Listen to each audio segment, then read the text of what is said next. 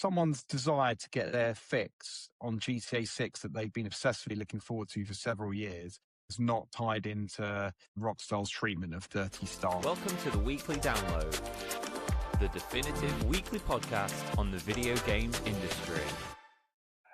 Hello and welcome back to the Weekly Download. Once again, I am your host. We've lost Tom, but I am standing in dutifully and channeling him as always. Due to illness, just he's not bunking off. It's due to illness. Don't know. Tom never bunks off. He is one of the hardest working individuals I know. As anybody that watches this podcast or receives our daily download newsletter or the weekly download on LinkedIn will testify. Tom is an incredibly hardworking member of the team, and any journalists out there who get a message from him almost daily about one game or another will also testify to that. He's nothing if not grafting. But as he is out, I will be taking charge, and I am joined this week by James Kay, one of the company founders. Hello. Hi, James. Hello. Nice to be here. Welcome back. It's been a while since you and I were on an aired episode together, because you were one of the three horsemen of Destiny's apocalypse when we did our last video, but which True that. lost to time, sadly. Much like Destiny will be soon, I fear. But no, it's not imminent. Not imminent demise. It's just I'm just not updating it for a long time. And honestly, more inclined to go back than I have been in 2.5 years. So maybe it's a weird, amazing marketing strategy. I did hop back in after our last chat into Destiny 1. I did start jumping around in it, but that's another conversation. Well, it is, but I jumped on the other day and found out that I can't jump back in because it's the last time I had a physical game was Destiny. So another thing that's lost to time. It is that long ago. I've got all the DLC, but not again. Anyway, not important. We're back once again with 3 of the week's biggest stories and then some of the smaller ones to wrap things up. To give you a quick taster of what we're in for today, we will be touching on some studios that are at risk of closure as Microsoft continues to resize and restructure. We'll also be looking at EA's new plans for in-game advertising. And finally, we'll be looking at Rockstar's ongoing challenges with their legal dispute around the firing of 30 members of the team and their unionization. So without further ado, we are going to jump straight in. So first up this week, it's another piece of Xbox news, and once again, it could be closures or downsizing or restructuring or changes. It's kind of a little bit up in the air because this is from reports coming out of Kotaku and Bloomberg that Xbox is actively negotiating for the potential closures or spin-offs of some studios. These include Compulsion Games, which most famously recently did South of Midnight, but perhaps kind of at least a bit more historically with their leads on We Happy Few, that kind of strange, everybody wearing face masks, mannequin masks game from about 10 years ago. That's what got them noticed in the first place. Double Fine, which obviously Psychonauts is kind of one of their bigger games, but also have put out a lot of fantastic titles recently, all of which names I am blanking, one of which are in a lighthouse and the other one it's kind of a clay pot don't expect me to battle game. I was going to say, this happens, names just shoot out of my head. And finally, and you know, almost most notably because they have the most recent announcement, is Ninja Theory, who were led on Hellblade and Senua's Sacrifice, and you know, I think had Andy Serkis involved with them as part of the studio, because they're kind of very up on motion capture and physical capture. But yes, as said, Compulsion Games has won a BAFTA and a Peabody Award for South of Midnight, but then sales failed to meet expectations, and similarly, the other games are kind of critical darlings in many ways. So, I mean, what do you think this is speaking to? That this is kind of an active discussion, James. What are Xbox up to at the moment? Well, I read a really good analysis of this the other day by on Super Used to Playlist. I don't know if anyone gets Used Van Droynen's newsletter, but he's a sort of professor of, he's very clever basically, and he's really on the money and on the ball. And I would look up Super Used, that's JOOST, Super Used Playlist. But he did a really in-depth look at what's going on at Xbox and Asha Sharma and like where she can go at the moment and how this kind of fits into it. And obviously, she sort of laid the groundwork in that company email where it said there's going to be pain, you know, and obviously Matthew Ball has famously joined the team now. You know, he did his gargantuan annual analysis of the games industry, so he'll be a very valuable asset to the team. But effectively, she's executed phase one, which is lowering the price of Game Pass, right? So and stripping Call of Duty out of it for the future. So you've basically taken that product, you've made it cheaper, but you've also removed some of the value proposition. So that's yet to be seen, but the numbers apparently look good. So what he said in the article is she's basically lowered prices, so you'd like to think more people come in. But the reality is that Xbox, spent hundreds of millions acquiring studios, and obviously there is sort of the end of the console life cycle approaching at the moment. You've got she Asha Sharma, I think she might have in her Bloomberg interview or elsewhere that storage and RAM prices are up threefold, and she thinks they'll go up fivefold by the end of the year. So the idea of like a hardware cycle, like being cheap and new Xbox appearing, like that's not a savior, right? And also for Xbox, there's the Steam console, which is always lurking in the wings, which is a massive threat, I think, to Xbox. But anyway, the article basically says the only place you can really go now is you raise prices, and you can't cut prices and then raise them again. This is Game Pass, and so the only thing you can do is cut your costs, right? And cutting costs is unfortunately saying goodbye to people. And so even on the surface of it, if it looks like studios are profitable and they've made critically acclaimed hits, because we've seen this in the past with the game that's gone out of my head, and there was It's massive Tango uproar. Gameworks and it's Rush. Hi-Fi. Hi-Fi. That's it. And there was massive uproar because that had just been released and was really profitable. So and they had a second game in the works, which is, similar to what's happened with Ninja Theory. Right. And so Ninja Theory, there's a whole thing, isn't it? They announced another Hellblade game recently, knowing this would happen, probably at their summer showcase, which is notable. Right. But they're saying they're doing that so they can increase the attractiveness of the studio either being bought or buying itself out or whatever. I was going to say, I mean, it's a really interesting way to maybe help a studio out, and it would be no one's going to be able to say this, but it would be interesting to know if Ninja Theory knew this was kind of part of the roadmap for them. I mean, Ninja Theory's in the UK, aren't they? So if there's a possibility you're getting bought by everything, they would have known, because you have to start sorting out the HR side of things a long time before, and they, and stuff like that. So I don't think it would have been sprung on them. But weirdly, I think they started. This is going to be one of those. Don't quote me on this, but I think they were behind Heavenly Blade because it was Andy Serkis as well, which was a PlayStation exclusive. So it's really gone through this kind of. It'll be interesting to see if they end up sucked back into that in this kind of weird ping-ponging motion they're in. Yeah. I mean, look, that's it with Xbox. You can only do one thing, which is then cut the cost base. And then the third thing, which dovetails nicely into our next piece, which I'm not going to go into now, is he said, there's so many hundreds of millions of eyeballs on Games Pass. Advertising is a very viable route for her to go down to get revenue from advertising. And obviously we'll discuss that with EA. User-generated content, interesting enough, is another area they're exploring. And then there's the whole thing as well around the whole aspect of exclusives. I think we've kind of come full circle, haven't we, Alex? That you very much used to get a console because it only had Gears of War on the Xbox, or Destiny wasn't exclusive. Sorry, bring Destiny. Wasn't it the one of there were aspects of it that were exclusive, like weapons, not the whole game. Yeah, PlayStation had some exclusive weapons and things. And I think it had DLC drops earlier and maybe some quests at the very beginning.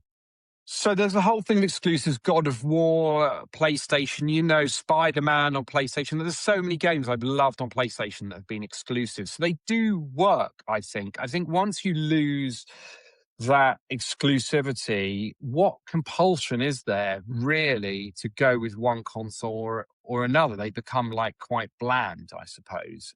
Although, interestingly for the business model, I know Helldivers, obviously, once it expanded out beyond, was it originally just on PlayStation, I think? Yes. That rocketed. And PC. I think it launched on PC around the same time. That rocketed. So as of my very long answer to your question is, look, it makes sense to them because she has to cut costs somewhere, right? And I mean, the one thing that kind of jumped off the page, and there's this idea that are you kind of cutting diving in and cutting out from the people that are what you'd call, it's not hardcore gamers, that's not what I mean, but the kind of Mm. people who are who play a lot of titles and want kind of diversity, because what they're certainly cutting into, all of these games are kind of award winning, but they're Mm. all single player experiences, they're all one-offs, they're not things that keep people in the ecosystem. They're not the live service DLC. It goes back to the discussion about Destiny, right?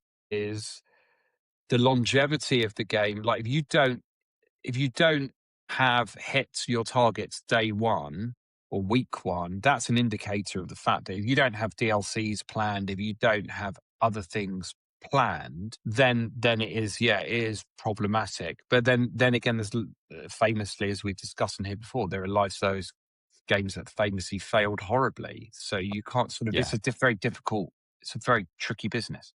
It does kind of sit in a strange place, though, doesn't it? If that's the way they're going, it's like, yeah, you're going to get these games for free, but they're live service games, so it behooved us to give them to you for free anyway.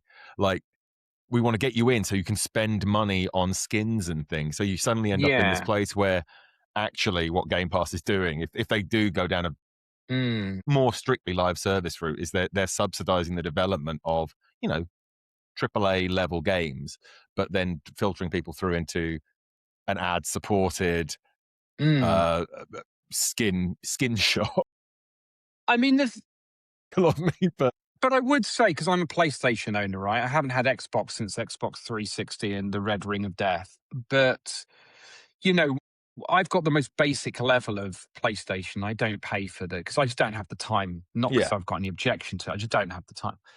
So I've got the most basic version of the essentials. PlayStation, and you get like 3 games a month. And I've actually gotten them, but they always come accompanied with lots of upsells of DLC and skins Yeah, and currency. So that is clearly that's why it's for all these games on Game Pass and these services is they're just trying to drive extra revenue, aren't they? Through and none whatever of means these they can. games, none of these studios that are being let go have historically utilized any of those services. Right. So I do And wonder if maybe that's that was yeah maybe that part of was the the key. part of the decision making. I mean, to echo Tom's thought at the end here, I mean, are Xbox going to focus only on major IPs? But I think it's more of a I think it's more strategic than that. I don't think it's IP based. I don't think it's the too big to fail. I think it's the you've got to fit into a strategy that means, yes, we're going to give the games away for free, but that doesn't mean that they're not going to continue to drive some spend. Yeah, it'd be interesting to see where she goes or they go next with sort of bringing it back from the brink. Yeah, yeah, I'm keen to see what Mm. happens next. Now, as you alluded to, James, there are the next story is also going to revolve a little bit around Mm. ads, and that is that EA has officially launched EA Advertising, an ad platform that's designed to integrate brand ads directly into their games, into a variety of games, and specifically sports. Probably are going to be one of the focuses of this. The scope of the platform spans dynamic real-time billboard overlays in EA Sports games. In case you can't tell, I'm echoing Tom here, not my own thoughts. To reward order-driven gameplay challenges with sponsored rewards. EA insists that any ads will enhance, not disrupt, the player experience by making the game environments more like real-world culture. James, shameless cash grab, or do you think it will make games more realistic? No, I just think it's fine. I think people are too cynical. Like, honestly, just this is an example of where if gamers are annoyed about it, it just annoys me because, like, I'm a ultimately, curmudgeon. no, look, ultimately, it's hard times at the moment in the industry we're in, and these companies have to look for ways to make money, right? The difference here is how they make the money if they do it invasively or inclusively. I've just added those words in, right? Or naturally. So I think it's EA in any case has been stuffed full of advertising and what have you for ages, I think. And you've got loads of Red Bull this and sponsored initiatives and look at Fortnite, right? Fortnite's the exemplar of sponsored skins for Disney, Star Wars, anything and everything, themed packs. But but as far as I'm saying, if there's a difference between an interstitial, which is what they're called, where you're just like, it's like now, right? I don't pay for Amazon Prime ad removal for £2.99 a month, so I'm Yes. too tight. So I just tolerate the fact that it's going to cut in halfway through my film or during Clarkson's Farm that I'm particularly enjoying at the moment. Don't judge me. And Well, you didn't have to tell anyone. You didn't have to tell anyone. no, You it's great volunteered that telly. It's information. great telly. It's great television. And you just sit there and go, oh, I'm going to watch a Waitrose advert for a minute or Morrison's or whatever. Like, I'll just take that. I'll do that twice, right? And so that is, if you're playing a game and it cuts in, suddenly you're played that, that's annoying. If I'm driving around Vice City or I'm watching it, like we're all watching the World Cup at the moment to different degrees, right? And I just sit there and stare at the, yesterday I remember seeing a Ramco when I was watching the Senegal France match and the Ramco billboards on the side, and they're all dynamic and they all change, and they're McDonald's and Coca-Cola. That's just replicating that in the game. And the good thing for EA is it's dynamic inventory. It's inventory that can be dynamically rotated in and out or put in. Just basically billboards, things on the side of the road. We are assailed with advertising 24/7. Like everywhere we go, there's advertising, right? And this is just another manifestation that I think is quite legitimate. And so it doesn't bother me. What I find interesting about it is that, that they've clearly done it because it's a way to generate investor interest and possibly even like partner interest. Yeah.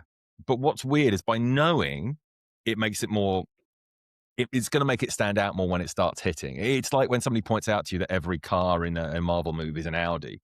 And you're like, yes. Once you know, product, it's that's like, product play. They're terrible product placement. Exactly.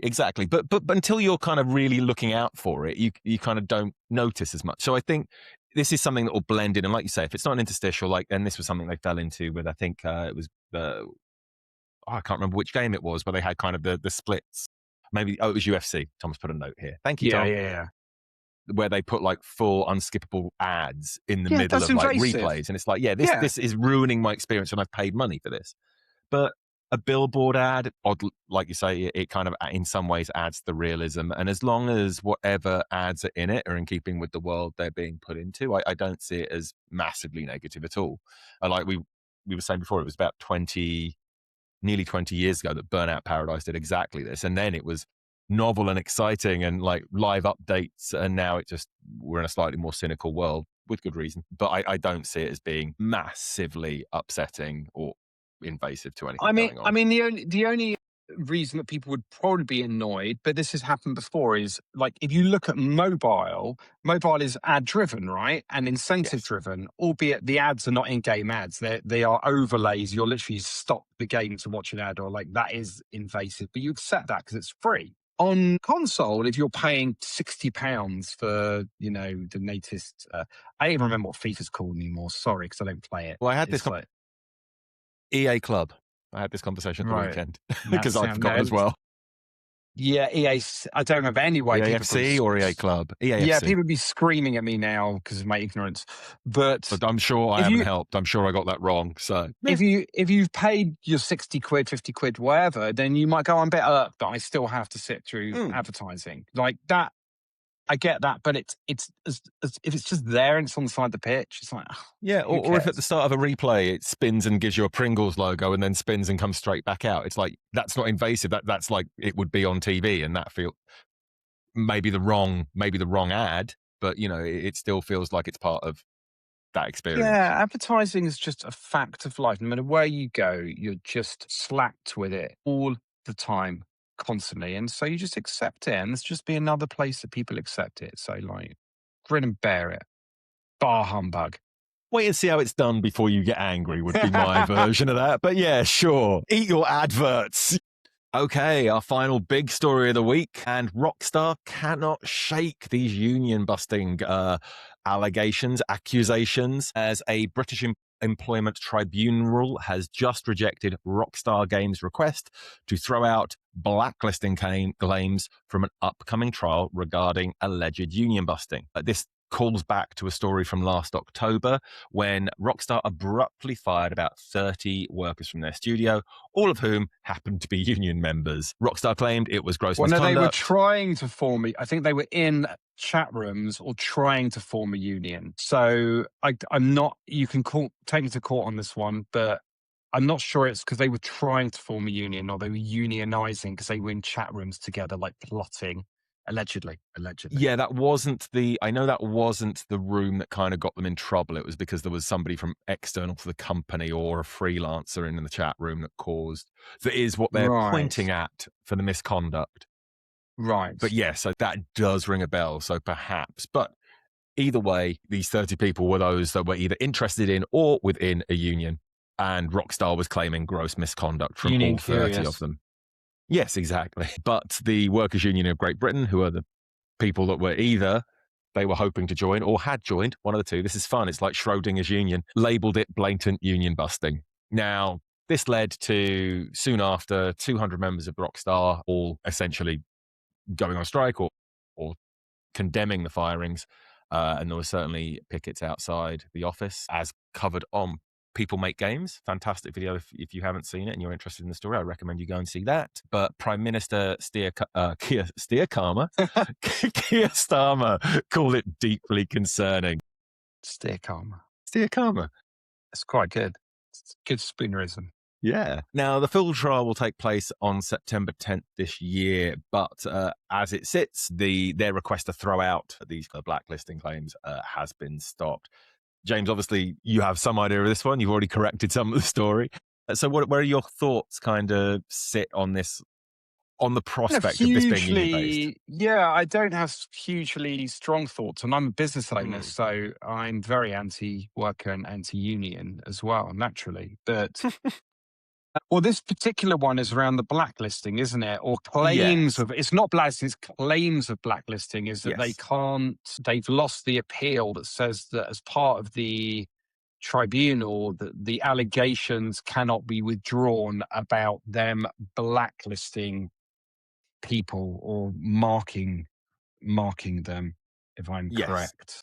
But I'm not really sure how I feel about it. I don't know what feelings there are to have about it in the sense that it's about workers' rights, I suppose. I mean, I'm kind of fascinated to know how Rockstar lost 30 people in such an intense crunch period before GTA 6. That's kind of the more interesting thing for me. But yeah, I suppose unionization in the UK for game developers is not a massive thing. No. I think that's, it's really also, I suppose, the precedent that this sets around game development and, joking aside about, I'm sadly 30 people losing their jobs. Absolutely. But it really is about, I think, the precedent for what unionization for game developers could look like and the claims that they could bring. I suppose that's the subtext uh, for me in this. Yeah, I think gaming's always an interesting one because it is, especially on. There's a lot of teams where some level of work is done for a while and then, work dips off. And then if you're in a union, you can't let go of, let's say, anybody on the music team, audio team. And it's like, well, their job's done. We're not got another game till after this. So it does put you in a weird place if people start unionizing and what those rights look like. But I don't mind unionization as a concept. I am not a business owner. But I think what was interesting about this when it was initially done was that it actually puts Rockstar in this incredibly difficult position where they like to keep everything behind the curtain. And obviously, once they take this to court, they're in a place where they have to justify what this gross misconduct was and what came up as part of that. And now they're in a position where they're kind of between a rock and a hard place in terms of what they can reveal as part of the case if it's going to go on record and then put them in this Yeah. strange loop. I mean, So, I'm not even sure. I mean, they've obviously not short of a penny, so they'll have Mm. very good solicitors representing them on the case. But it's once again my ignorance. I don't know if you can settle before you get to tribunal in the UK, or even I don't even know what if the 30 people are set on taking it to tribunal and they wouldn't accept a settlement. And it's not a financial thing; it's a principle thing for them. It's just my ignorance once again, because yeah, you'd imagine with the company's pockets are as deep as Rockstar, they could either go. Well, it's Take Two, isn't it? It's not Rockstar. Which Yeah. Rockstar Well, does is Take Two. they both have They money. could either go, well, we don't want the negative PR so close to GTA 6. We just don't need the headache, pay to make it go away, settle it, whatever. Or, yeah, unfortunately, you have to go spend money on lawyers, go through all of this and have your dirty linen aired in public and suffer the It's just stressful having to do anything to a tribunal, anything legal around employment, employees, which I've had to be involved with in the past. I can't speak to. Is very stressful and unpleasant for most people. So, yeah. Yeah. Yeah, and it's also quite hard to defend yourself when you can't point at what you're saying is a smoking gun because you don't want that known. So it's like, oh. But I guess that the last kind of thought on this is, I was going to say, will anyone care? That's not what I mean. A lot of people do care. Obviously, these people lost their jobs. I think everybody in the industry feels for them. But when it comes to the predominant game buying, GTA buying public, is this really going to put a dent anywhere near their numbers, or is it just something they can continue No, on? of course it won't. I mean, in the nicest way possible. This is a 100% games industry thing. This is not a consumer thing. Consumers have no idea, clue, or care. Someone's desire to get their fix on GTA 6 that they've been obsessively looking forward to for several years, quite frankly, is not tied into Rockstar's treatment of 30 staff, as bitter a pill as that is to swallow. It will not put a teeny weeny, incy mincy, microscopic little dent in any of the GTA 6 sales. And I think, that's why Rockstar probably knows that. Yeah. Okay. Coming up to the rapid rundown. These are slightly, well, not less controversial, but less human impacting stories. First, Nintendo of Japan is issuing new measures to fight Switch 2 scalpers. Now, we touched on last week that the in-region Japanese region, not Japanese language only, Switches were going up in price, but they are now also looking at ways to scalping of the international Switches that are sold in Japan. These now will require people to have over 50 hours of gameplay on a Switch, and you'll only be able to buy one per console account to avoid people buying them in Japan, then sending them overseas because they're currently slightly cheaper, but with the increases that will be coming to America and the UK, they will soon be significantly cheaper to buy here. So, any thoughts around that as a concept, James? Would you be able to buy one? Have you put 50 hours in? With the increases coming to UK and America, you mean significantly cheaper to buy in Japan still? Yes. Significantly cheaper to buy in Japan and to ship, yes. So this is to avoid scalpers being able to do that by attaching these things. The first question I have for you, James, is would you be able to buy a Switch 2? Do you have enough hours on your Switch? Would you be locked out of buying a Switch 2 in Japan? How many hours is it again? 50 plus hours of playtime. It's not a huge amount, really. No, that's... I mean, Breath of the Wild alone is going to bust that one. So I definitely would be eligible. But it's just your classic grey import thing that's been around forever and a day, especially in Europe, where it's happened to cars. When the euro used to be massively cheaper in exchange rate to the pound, the entire grey import market, the US as well. Look, it still goes on, right? Like, you go onto eBay and there are just things that are magically cheaper, and then that's because they're shipping from the US, but then you've got like huge shipping fees to factor in. But the thing as a consumer that just always worries me are things like warranties. Like, is it an international warranty? No, I can answer that because when I blew up my old Xbox, it was not covered here. Right. Also, power supplies between Japan. That was going to be my next point. Because isn't Japan, you live there, Faye, isn't Japan 240 like the UK, I think? Or they got a step not? You need a step down. Step up. Yeah. And so that's the other thing is, like, it's not for the faint-hearted because you could void your warranty. And the power thing, for the average person, they wouldn't care. But in the old day, go on, sorry, Alex. The power thing is mitigated by the fact it runs off USB-C as its power line. And so that is one thing USB-C has solved for a lot of people. Yes, because in the old days, it was like, am I going to plug this in? It's going to explode. Yep. Whereas if you're just that acrid smell and that small crackling noise behind the TV, why isn't the Xbox turning on? But I get, look, games are region encrypted, right? Like, let's just look at the wider market now, right? Like, games are price region locked. Some are, Yeah, not everyone, but they're for the same reason. Is you have dynamics in some countries where they're sold cheaper, right? And that's for different reasons. But that's why games are region locked, to stop this grey market that happens with keys. It's the same thing, right? But it's just hardware. And yes, absolutely. I mean, it is more circumnavigable, if that's a word, than it used to be. Like, Yeah. if you have an account in that region, because it's not a hardware lock like it used to be, like when we were young.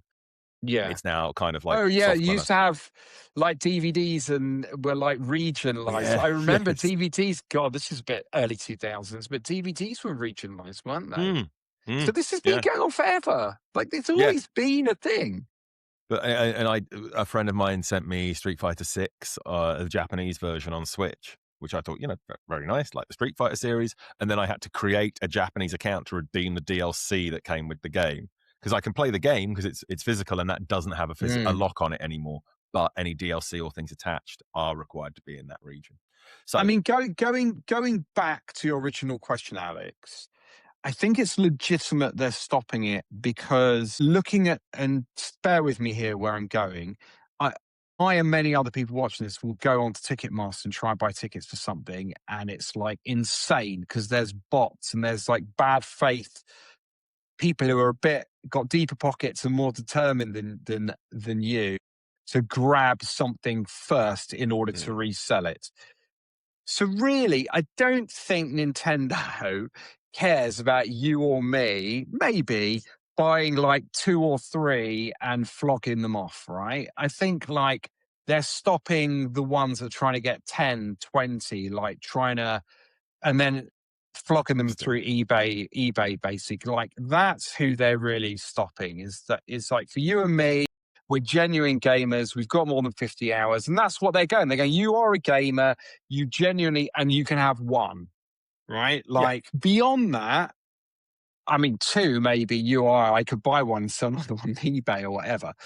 But I think they're really going after the people like those ones who are on Ticketmaster with the bots who are trying to do yeah, bulk stuff and do it purely for profit. absolutely. Yeah, I think, there's people end up with multiple consoles, and so there's an element of that. But like you say, it's the people that buy in bulk and kind of will.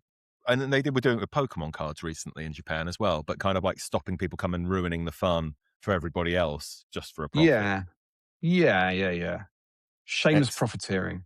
Absolutely, absolutely. And our last quick story of the week, even though that last one wasn't as quick as we thought it would be. No. Epic reveals Unreal 6 is integrating AI models so developers can reduce tedious work. Put up the little I could talk for added England quotes. on this. Come on, you go, James. I don't have to chip in. I mean, I'll put him on the spot then. is it the, I mean, Epic's own history, it's not Epic, so it's Nvidia have had the whole hoo-ha. Yes. Was it Epic you were saying? This is Epic. Nvidia had the whole hoo-ha a few months ago over DLSS 5, which because of one of our clients, I had to spend a lot of time looking at the backlash and looking at the mess and everything. So I think for those of us that work in the industry, there's just like a massive, hysteria is a bit of an unfair word, automatic hysteria over AI. And what I mean by that is you have to accept AI is here for the future. You have to accept it's going to be incorporated by game developers in some form. I think rightly so, people with industry are A, worried about just quality and slop, and B, it putting people out of jobs, right? But it's a really hard one because any industry that innovates technically will have people that leave jobs. Like a technology usually comes in, disrupts an industry, and people leave their jobs. It's really a question of it's benefiting in a good way and creating quality output. I think people will be accepting of AI if it's not that weird, uncanny valley that everyone was going mad about with the kind of the DLSS 5 like upgrade going on, or that it's just helpful. So it's a very nuanced thing when AI is inserted into the sort of game development process and requires nuanced conversation, not blanket hysteria. Yes. I think I remain more skeptical than you, I think. Well known within the company on AI. But yeah, as you say, it's coming. There will be elements that, probably make sense to utilize for elements. I think where I kind of remain is that there should be elements of fast iteration and maybe coming up with broad ideas, but ultimately what's finally in the game should not be AI, and the creative the pure creative elements should never fall just to having been driven by AI. I don't want my new characters to be like something that looks like a Final Fantasy character, but with a bob rather than spiky hair. I don't know. But that's why it's a nuanced conversation, right? Because some creatives will say, yeah, I use AI for prototyping and proof of concept, and it's a really useful tool at the beginning. It's just the end result that if it just looks AI and it's not as good, and then people be put out of jobs, that's where it obviously is. I understand it's problematic. Yeah. I mean, the cost. If it's difficult. If it brings down some of the costs, it's going to have to be necessary. But at the same time, it's a creative industry, and that creativity has to be, is protected the wrong word? Maybe, but kind of but not protected at all retained. costs. Not protected at all costs. Like cut your nose off to spite your face. There are instances where it is going to be better than people. I thought that was going a far darker path, but yes, you're absolutely right. Like, no, I think you have to innovate gradually. Anyway, sorry. No, excellent. I'm glad you had more to say on that than me, because I feel like me and Tom always give it AI short thrift, and you certainly came in with something that's more balanced towards where things are actually going on this, Maybe. while retaining some necessary cynicism. We approve. Yes, thank you. Or maybe I just added it in because I had to. Yeah, maybe. And that's it. We're done with another download, James. Anything you'd like to add about your thoughts today, or stories from the week we've missed? It's been. No? I mean, news not obviously focused on negative things, so it's not nice that we've had to discuss. We look for the good stuff. It's just getting harder and harder to find. Yeah, I think we're going to have to find some positive things, but unfortunately negative stuff. But no, just another week in the games industry, which, it was survive until 25, as everyone in the games industry remembers, as I was saying yesterday. And now we're halfway through 26, and we're still unfortunately seeing not layoffs to the degree they were happening, but there's still an industry story, and the industry hasn't really, this is a new reality. That's just unfortunately it. Hopefully, because we're going to have 2 weeks of stories to pull from for our next show, unless we decide to record an episode on our offsite, which I can't imagine going well if we give it a pop. No. So hopefully with 2 weeks, we'll be able to find at least one happy story to add into the next weekly download, which, as alluded to, won't be weekly for the next one. It will be in 2 weeks. So that will be the beginning for July 1st, July 2nd. Don't make me think that far ahead. No. Keep an eye out for that, everyone, which will be when we're back then. In the interim, we will be bringing the daily download to your inbox if you want to sign up for that on biggamesmachine.com. Also, a chance that might also be paused while we're at our offsite, or you can sign up for the weekly download or on LinkedIn. Looking forward to seeing everybody next time. James, thank you once again for joining me. Pleasure as ever. Wonderful. And if you've got any questions for us or would like us to answer any idea or any thoughts on marketing and PR, do just drop them in the comments, and be sure to like and subscribe wherever you've been watching this. Thank you very much, everyone. See you next time.